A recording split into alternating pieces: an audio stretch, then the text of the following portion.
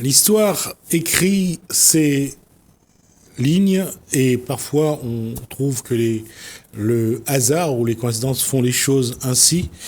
On va recevoir l'arrière-petite-fille de Clyde Barrow dans Cosmo Réunionnais.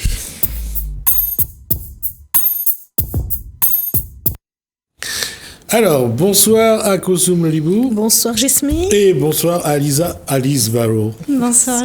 Bonsoir Alice. Alors, j'ai dit une bêtise exprès. Je vous montre le livre et je vous montre le titre. J'ai parlé de l'arrière-petite-fille de Barrow parce que elle s'appelle effectivement Barrow, donc Liz Barrow. Donc, c'est d'origine, le nom est d'origine anglophone. Le nom est d'origine anglophone. Maintenant, c'est un nom de plume. Et je l'ai choisi, comme ça, quoi. En hommage à Gainsbourg qui a chanté. Non, pas du tout. Plus une consonance, une affinité avec Jack Sparrow plutôt, peut-être. Ah, Jack Sparrow, c'est vrai que c'est beaucoup plus. Oui, c'est plus tordu aussi. Pour le côté aventurier, voilà. Ouais. Il n'y sera pas dans le dernier, de toute façon, Jack Sparrow, donc. On parle de quoi Alors, aujourd'hui, Liz Barrow vient nous présenter son livre, donc le tome 1. Et bon, il y a plusieurs tomes en route. Mais bon, aujourd'hui, on va spécialement parler du tome 1. Donc, c'est la première fois que vous écrivez ? Vous avez déjà écrit ? Non ? Alors, en fait, c'est le premier qui est publié. D'accord. Il a été publié tout d'abord en numérique en octobre 2019 et la version papier qui devait paraître en mars 2020 a été reportée avec cette année étrange qu'on a vécue. Ah, je pensais que le premier a eu le Covid, donc c'est pour ça que... Non, il a échappé à ça. Et donc le brochet est sorti en septembre 2020. D'accord. Voilà. Donc c'est un livre fantastique qui va Fantasy. Alors, dites-nous un peu fantastique, fantasy, science-fiction. Expliquez-nous un peu comment. Alors science-fiction, ça se passe dans un monde futuriste. Donc ça n'a rien à voir avec la réalité. Fantastique, ça se passe dans le monde réel. Et tout d'un coup, il se passe des phénomènes étranges, quelque chose qui font que on bascule dans autre chose. Et fantasy, c'est un monde imaginaire, mais pas du tout en rapport avec le futur. C'est simplement un autre monde dans lequel il peut y avoir des créatures étranges, de la magie, ce genre de choses. Un super pouvoir. Oui, par exemple. Et d'ailleurs, le personnage, Nick... Le personnage a un pouvoir extraordinaire. Je ne dirais pas plus quel est son pouvoir pour ne pas dévoiler les secrets, mais oui, il a un pouvoir particulier. Il a un pouvoir particulier, en même temps, il a le revers de la médaille. C'est-à-dire ? Il perd un peu son super pouvoir, puisqu'il perd une partie de lui-même. En fait, le problème de ce personnage, c'est que il se retrouve dans un pays qu'il ne connaît pas, poursuivi par des individus étranges qu'il ne connaît pas. Il ne comprend pas cette situation parce qu'il a perdu totalement la mémoire. Ouais. Il est amnésique. Il est amnésique et donc toute l'histoire va être un petit peu comme une énigme dont les indices vont être dévoilés petit à petit pour comprendre qui est ce personnage, quelle est son identité, d'où il vient, ce qu'il fait là, etc. Voilà. Un peu comme Caméléon. et ensuite, il est retrouvé en fait par Shanaza. En fait, ce qui se passe, c'est que au cours de son errance dans ce pays, d'où le titre, Errance. Oui, Errance, voilà. Il se heurte à un groupe de rebelles qui luttent contre le roi despote de ce pays, et il rencontre effectivement Shanaza, la guérisseuse, qui est une femme avec un caractère fort et qui va particulièrement le heurter, le toucher, etc. Et c'est là qu'on reconnaît qu'à chaque fois, la délivrance vient de la femme. Oui, la délivrance. La délivrance, je ne sais pas. L'image de la femme est particulièrement présente dans mon roman. Parce que Shanaza est une femme tourmentée, qui a un passé compliqué, qui pèse encore sur son comportement présent. Elle est aussi déterminée à s'affirmer, à affirmer son indépendance dans une société patriarcale. Et donc il y a beaucoup de thèmes de la femme qui sont abordés. Qui reviennent, oui. De la façon où vous avez écrit ce livre, quand je dis la délivrance vient de la femme, c'est quand même cette femme qui va croire en lui, qui va croire qu'il est capable d'apporter des réponses aux questions. Mais c'est-à-dire qu'il n'en a pas beaucoup des réponses. Oui, mais si elle trouve la clé, lui aura les réponses. Oui, c'est En tout cas, elle fait des rêves. Hein. Oui, il y a beaucoup de rêves. Il y a beaucoup de rêves. Et il est toujours dedans. Donc peut-être que les clés seront par là. Voilà, c'est quand je dis la question de la femme en elle-même dans ce livre, c'est de voir que il y a un équilibre, bien sûr, que vous allez entretenir et maintenir. C'est de dire que comme le dit les hindous dans la Trimurti, un homme sans femme est une coquille vide. Ah. Exact. Oui, je trouve pas ça drôle. si. On voit que l'un ne peut pas se faire sans l'autre. Oui, c'est une quête individuelle, mais qui se mène à deux, de chaque côté. C'est vrai, c'est un peu ça, parce que lui, ça va lui permettre d'aller de l'avant, de se chercher lui-même, et puis elle, ça va lui permettre de dépasser son passé, ses traumatismes, etc., pour aller de l'avant aussi. Et comme c'est toujours dans cette façon de mener une histoire, elle va à la quête de quelque chose. À chaque fois, je fais toujours référence à ce que Paul Coelho a écrit, L'Alchimiste. Il va chercher quelque chose, en même temps, il se cherche. Bien sûr. Et il trouve, s'il trouve. Il doit trouver deux fois. D'abord lui-même et ensuite... Et l'autre, bien sûr. Son Graal. Bien sûr. Et voilà. Et puis elle se pose aussi, oui, c'est vrai, beaucoup de questions. À un moment, elle veut être enceinte, elle veut pas, elle peut pas. Alors elle peut pas être enceinte et puis elle tombe enceinte et du coup pour elle c'est une vraie catastrophe parce qu'elle qui se voulait libérée, indépendante, et puis qui pouvait profiter de la vie comme elle voulait, elle se retrouve dans cette société patriarcale où être mère célibataire, c'est un fardeau énorme et est-ce qu'elle va être prête à l'accepter, à l'assumer Et puis il y a une chose aussi, je veux dire, chez certains individus, on est dans l'action, dans laquelle on est jusqu'au bout. Quand être indépendante et être ce qu'elle est, c'est une chose. Avoir un bébé et être maman jusqu'au bout, c'est tout autre chose. Ça, c'est tout autre chose. C'est sûr. Mais alors, juste avant, là, cette question que se pose la femme par moment d'avoir un enfant, parce que ça va changer du tout au tout. Ah ben, c'était pas dans les projets, en tout cas. Non, c'était pas dans ses projets. C'est pas dans ses projets. Elle ne pouvait pas en avoir, à l'origine. Donc, Oui, mais là, ça amène cette question que de l'individu aujourd'hui, la femme fait de moins en moins d'enfants. Oui. La femme veut se consacrer un peu plus à elle. Cette question de notre société aujourd'hui, on le voit, on l'a constaté sur le territoire national. Pour la première fois depuis des années, le nombre de naissances a chuté. Non, mais c'est sûr, parce que quand on est une femme et qu'on travaille et qu'on a d'autres responsabilités, on parle souvent de cette charge mentale qui pèse de plus en plus. Avant, on n'en parlait pas. On prend conscience des choses et les consciences s'ouvrent. Est-ce que c'est là, dans le livre, je ne sais pas, je ne peux pas dire, mais est-ce que aujourd'hui, en tant qu'individu, on se pose la question, est-ce qu'on est un parent à la hauteur? Est-ce qu'on est une maman qui fait bien son travail? Est-ce qu'on est un papa qui se donne le temps d'être un papa et d'être vraiment présent? Parce qu'on a l'impression que de plus en plus ça va, moins l'individu a le temps à consacrer à sa maternité ou à sa paternité. Alors dans le roman, la question ne se pose pas encore, puisqu'elle n'a pas encore son enfant. Il faudra attendre, patienter jusqu'au tome 2 pour avoir la réponse à cette question. Mais c'est vrai que dans la vie, c'est souvent difficile, oui, c'est difficile. On ne sait pas si vraiment on a le temps, si on n'a pas le temps, si on fait bien, si on fait pas bien. On est toujours, voilà, et puis c'est toujours le regard ou les mots des autres qui veulent nous définir, veulent exiger qu'on fasse les choses. Mais bon, il n'y a pas de mode d'emploi, je veux dire. Chacun fait du mieux qu'il peut. Et puis cette femme-là, je veux dire qu'elle est sur un chemin, elle est seule, Oui, c'est un choix, mais oui, elle est seule. Elle est seule, oui, face à tous ces hommes qui sont autour d'elle. Oui, et puis face à son passé aussi, qui la poursuit, et elle n'arrive pas à se sentir apaisée par rapport à ça. Donc c'est un peu une fuite perpétuelle, oui. Et vous avez beaucoup d'imagination, hein, parce que... Alors là, est-ce que pour écrire de la fantaisie, il faut...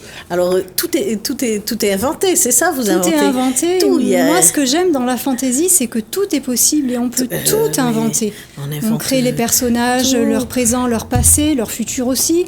On crée tout un monde, tout un univers. C'est ça, j'allais y arriver à tout un monde, tout un univers. Il y a une carte que j'ai dessinée moi-même et qui a été après... magnifié par un graphiste, bien sûr, parce que j'ai pas ces compétences-là.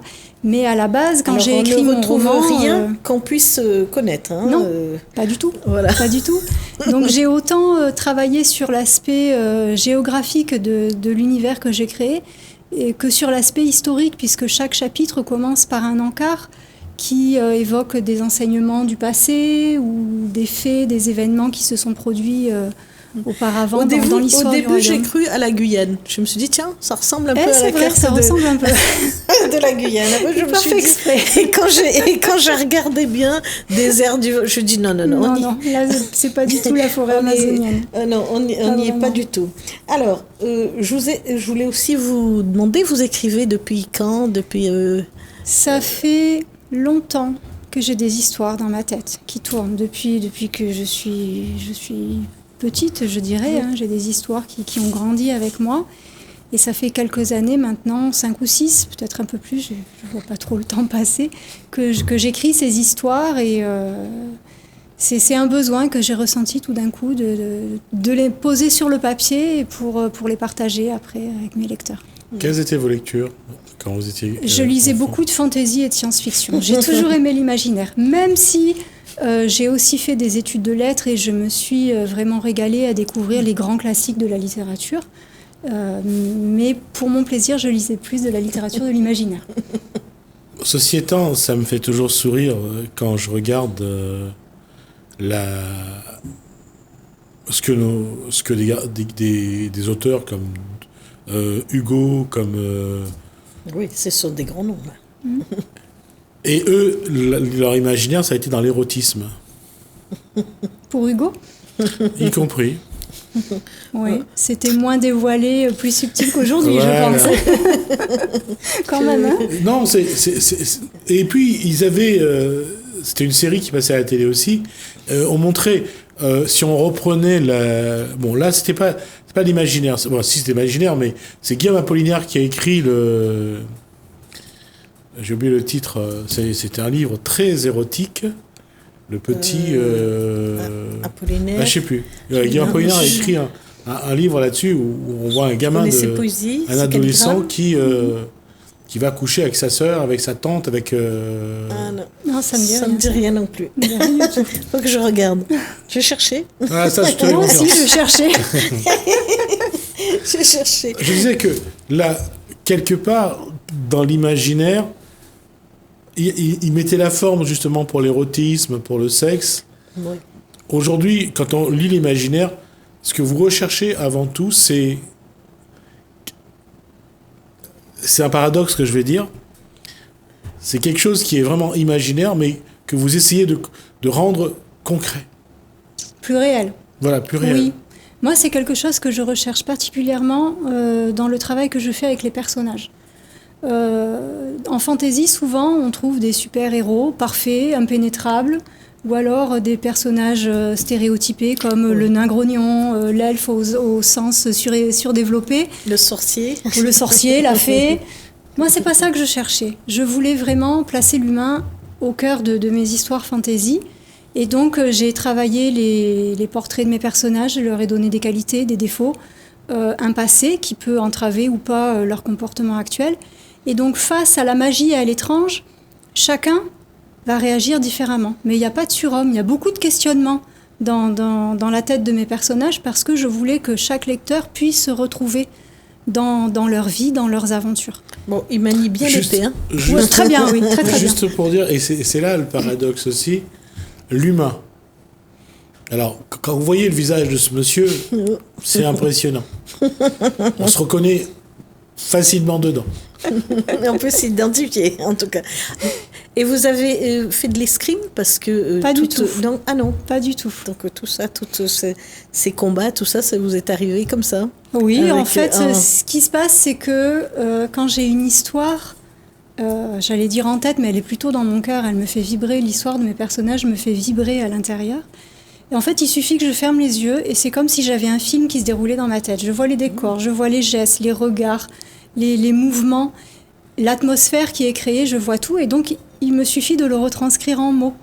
Et même si j'ai pas fait d'escrime, je sais pas pourquoi j'arrive à faire ça. C'est une fine lame quand même. Et bon, les combats, tout ça, il faut, je pensais que... Voilà. La récurrence est quelque chose qui doit être dans l'errance, sans doute. Mais qu'est-ce qui explique que vous aimez faire durer le plaisir de la quête, de continuer à chercher? Eh bien, je pense que c'est pour entretenir le mystère et peut-être pour... certainement pour attiser la curiosité du lecteur, lui donner envie de suivre ses aventures jusqu'au bout. Si on sait tout de suite, on perd tout un pan du charme et du plaisir. C'est exactement ce que je voulais dire, c'est que la femme que vous êtes aime prendre le temps dans la séduction, dans l'échange, la relation, trouver ces petites choses qui fait l'individu, oui, qui personnifie l'individu. Oui, oui. D'accord ? Ouais. Poser les indices. C'est ça. Oui. J'allais dire, ce qui est le plus beau, c'est le parcours, mais non pas la... Exactement. Et puis, c'est les détails aussi qui permettent à une scène de devenir intense et vibrante. Si on y passe trop vite, si on passe trop vite dessus, on perd tout ce charme-là. Il faut vraiment prendre le temps de ressentir les choses. Et moi, de la même manière que je ressens mes personnages, je ressens chaque étape de leur vie, de leur chemin, j'ai envie de faire partager ce que je ressens à mes lecteurs. Donc je prends le temps de bien choisir mes mots et de développer l'atmosphère, la psychologie des personnages pour ça. Justement, pour moi, c'est important. Alors, le tome 2. Le tome 2. Parce que là, c'était le tome 1. Tome 2 arrive. Le tome 2 arrive, alors, oui. Est-ce qu'on saura pourquoi est-ce que le roi le cherche autant? Va-t-il retrouver... Enfin, on a plein de questions. Hein. Alors, on a plein de questions. En fait, je vais juste transformer sa question. À quelle étape de son parcours il est, finalement? Là, à la fin de ce... Non, dans le tome... À la fin de ça, mais surtout dans le tome 2, l'auteur va le situer à quel niveau de son parcours? C'est difficile à dire parce qu'il a plusieurs niveaux de parcours. Il y a son niveau d'amnésique et puis son niveau d'avant. Et donc, c'est une question, c'est difficile de répondre. Non, c'est pas difficile de répondre. Mais je vois sur le visage le plaisir de faire durer ce plaisir. Oui, c'est vrai. C'est vrai. Donc, son amnésie va-t-il continuer dans le tome 2? Voilà, c'est ce que c'est. Ça, je ne vais pas répondre à la question. Je ne vais pas répondre à cette question. J'aurais même pas essayé de poser la question. Donc, elle va pas nous le dire. Alors, le tome 2, prévu pour à peu près quand? Alors, il est prévu pour le début de cette année et il devrait sortir fin du mois, le mois prochain. Je n'ai pas de date précise à donner, en fait. On attend juste le feu vert du distributeur. Tout est prêt pour ce tome 2. La couverture est prête, la correction est faite. La plume et le parchemin? La plume et le parchemin, bien sûr. Oui, toujours. Toujours. Bon, écoutez, on va attendre patiemment. Là, je ne vais pas essayer de savoir ce qu'il y a dans le tome 2, mais de manière plus intellectuelle ou philosophique. Qu'est-ce que l'individu, que ce soit la femme ou l'homme, de manière générale, comment doivent-ils mener leur quête pour, d'une part, atteindre ce qu'ils doivent atteindre en eux, et surtout être en équilibre, en harmonie avec eux-mêmes, avec leur environnement, et pour être bien. Parce que le livre, c'est vrai que c'est une démarche concrète, il faut le lire. Mais comment l'être humain aujourd'hui peut faire justement pour être bien avec lui-même, pour être bien. C'est le dilemme justement. C'est le dilemme de mes personnages et je pense que c'est un problème épineux de chaque individu aujourd'hui. Trouver sa place en soi et dans l'entourage, dans la société. C'est pas évident, c'est une vraie quête. Oui, ils évoluent aussi en temps de guerre. Aussi, c'est pas facile. Il y a aussi cette énigme-là, cette intrigue. Oui. Donc, se retrouver, qui se déroule. Est-ce qu'ils vont réussir Voilà. On verra. Cette guerre, est-ce qu'elle va s'arrêter, elle va pas s'arrêter c'est pas facile. Alors, j'ai pas placé mes personnages dans une situation des plus faciles. En effet. Non, je vois ça. Est-ce que vous faites un parallèle entre ce que vous cherchez et ce que vous donnez à vos personnages comme quête? Non, pas forcément. Mes personnages, ils ont leur vie propre, leurs problématiques propres, et ça correspond pas à ce que moi je vis ou ce que moi je pense, forcément, non, pas du tout. D'accord. Pas du tout. Vous ne vous transposez pas? Non. Est-ce que vous pensez à quelqu'un de particulier quand vous les écrivez? Est-ce que vous... Non, je pense que c'est des petits bouts glanés de ci, de là depuis des années. Je serais incapable de dire... Patchwork, un vrai puzzle. Je serais incapable de dire quel morceau correspond à qui. Aucune idée. Là, vraiment, je sais pas.